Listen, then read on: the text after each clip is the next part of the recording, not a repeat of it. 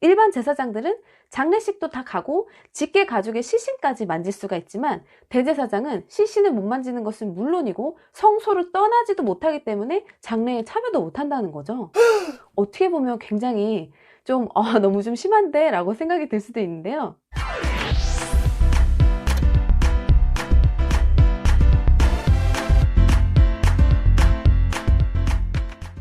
샬롬! 성경 쉽게 읽어주는 라니입니다. 오늘은 레위기 21장 읽어볼 차례인데요. 오늘은 다시 또 제사장이 지켜야 할 규례에 대한 내용이 나와요. 여태까지 제사장에 대한 굉장히 많은 내용들이 있었는데요. 오늘은 과연 하나님께서 모세에게 어떻게 얘기하시는지 오늘 레위기 21장 읽어보도록 하겠습니다. 여호와께서 모세에게 말씀하셨습니다. 아론의 아들들 곧 제사장들에게 이렇게 전하여라. 제사장은 시체를 만져서 스스로를 부정하게 하지 마라. 다만 죽은 사람이 제사장에 가까운 친척, 곧 어머니나 아버지나 아들이나 딸이나 형제면 그 시체는 만져도 된다.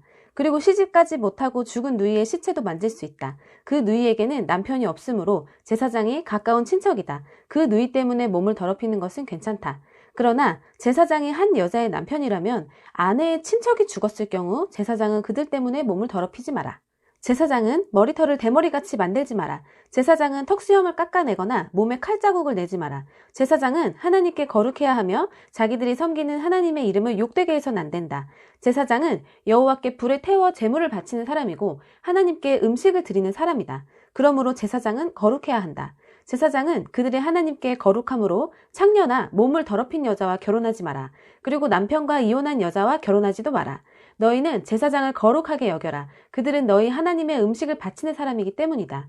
너희를 거룩하게 하는 나 여호와가 거룩함으로 너희도 제사장을 거룩히 여겨야 한다. 제사장의 딸이 창녀가 되어 스스로 부정하게 되면 그것은 자기 아버지를 욕되게 하는 것이다. 그런 딸은 불에 태워 죽여라.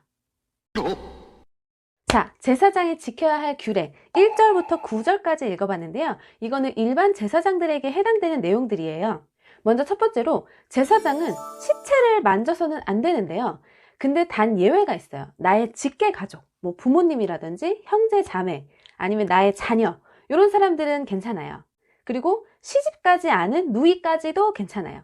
그런데 아내도 나의 직계 가족이죠. 근데 아내의 시체까지는 괜찮지만 아내의 가족들 있죠? 이 제사장에게는 처가댁 식구들이죠. 그런 사람들까지는 안 됩니다.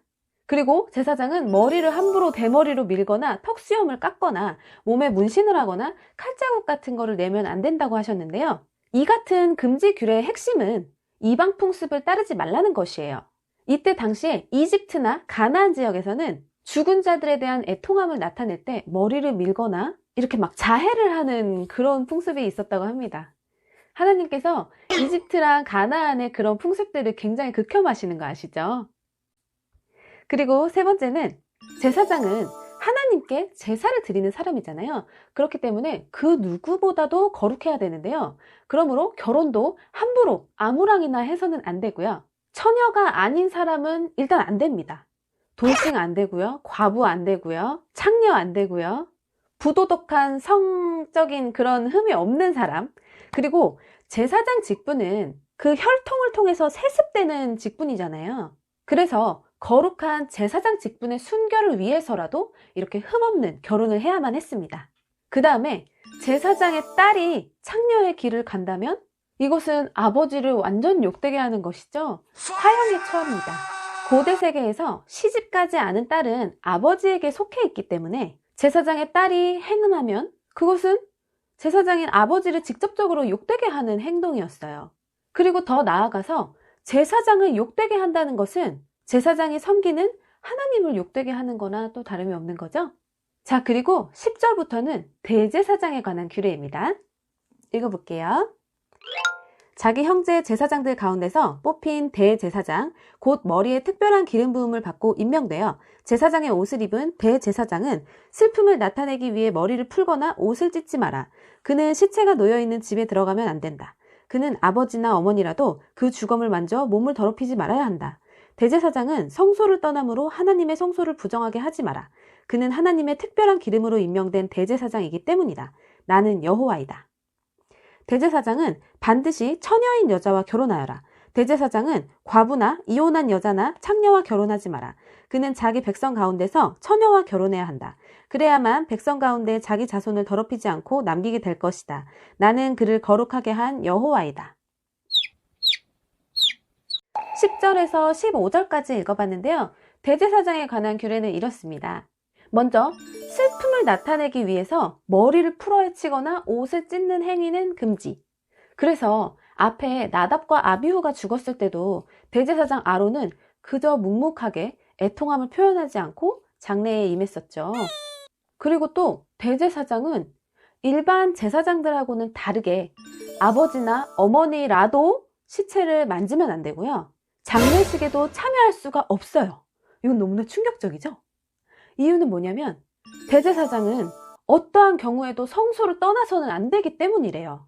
일반 제사장들은 장례식도 다 가고 직계 가족의 시신까지 만질 수가 있지만 대제사장은 시신을 못 만지는 것은 물론이고 성소를 떠나지도 못하기 때문에 장례에 참여도 못한다는 거죠. 어떻게 보면 굉장히 너무 좀 심한데? 라고 생각이 들 수도 있는데요. 대제사장이 이렇게까지 엄격하게 제한을 받고 있는 이유는 이 대제사장이라는 자리는 다른 일반 제사장들보다도 하나님께 더 가까이 나아가서 섬기는 자리였잖아요.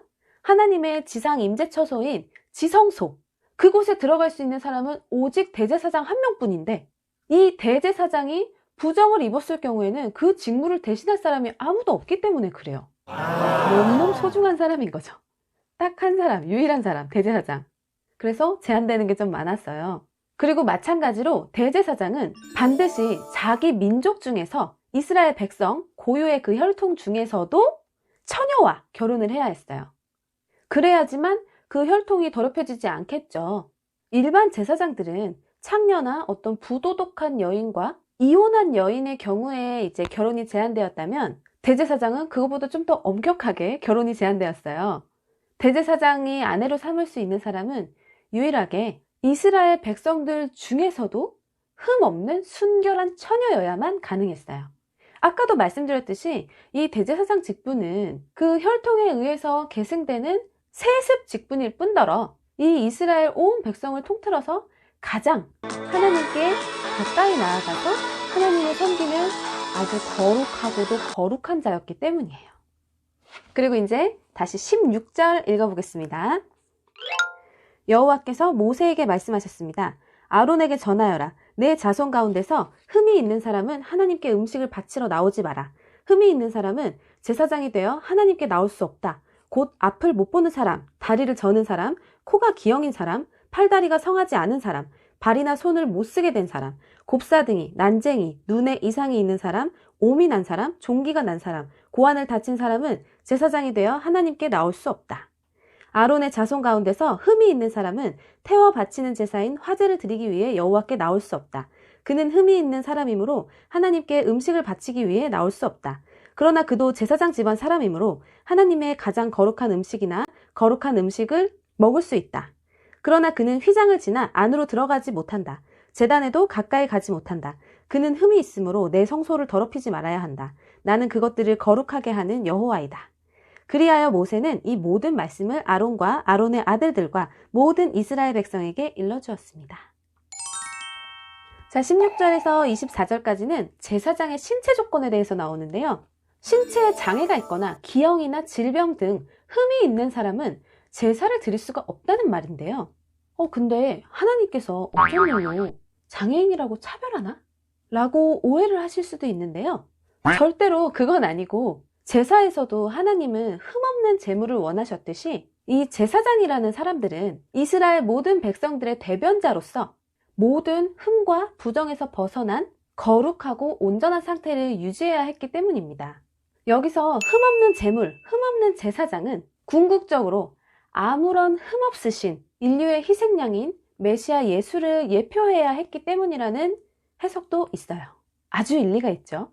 그래서 이처럼 아론의 후손들 가운데서도 어떤 신체에 장애가 있거나 흠이 있는 사람들은 제사를 지낼 수는 없었지만 그들 역시 제사장 가족의 일원으로 인정받았기 때문에 다른 권리들은 충분히 보호를 받았어요. 그래서 하나님께서 제사장들 몫으로 주신 제사 음식들을 일반 제사장들처럼 얼마든지 참여해서 같이 먹을 수가 있었습니다. 사실 우리 하나님은 그 누구보다도 가난하고 소외된 자들에 대한 깊은 관심과 긍휼과 애정이 많으신 분이에요. 장애인을 차별하는 게 절대 아니에요. 네, 이렇게 오늘 레위기 21장 제사장에 관한 규례 읽어봤는데요. 이 제사장이라는 자리가 굉장히 힘든 자리예요. 그쵸? 이때 당시에 제사장은 되게 무슨 벼슬같이 보이기는 하지만 사실은 엄청 극한 직업이에요. 제한되는 것도 너무 많고 조심해야 할 것도 너무 많고, 그리고 하나님께서 제사장들에게 이처럼 까다롭고 엄격하게 규율을 적용시키는 까닭은 제사장은 하나님의 성막에 나아가서 하나님께 이스라엘 백성들을 대신해서 희생 제물을 불살라 바침으로써 지극히 거룩하신 하나님을 가장 가까이에서 섬기는 자들이었기 때문이에요. 그리고 제가 여러 번 말씀드렸지만 우리들 모두가 다 왕같은 제사장 신분이에요. 다들 잊지 마시고요. 오늘도 거룩, 내일도 거룩, 항상 거룩하게. 우리는 그걸 잊으면 안 돼요. 오늘도 함께 해주셔서 고맙습니다. 다음 시간도 기대해주세요. 안녕.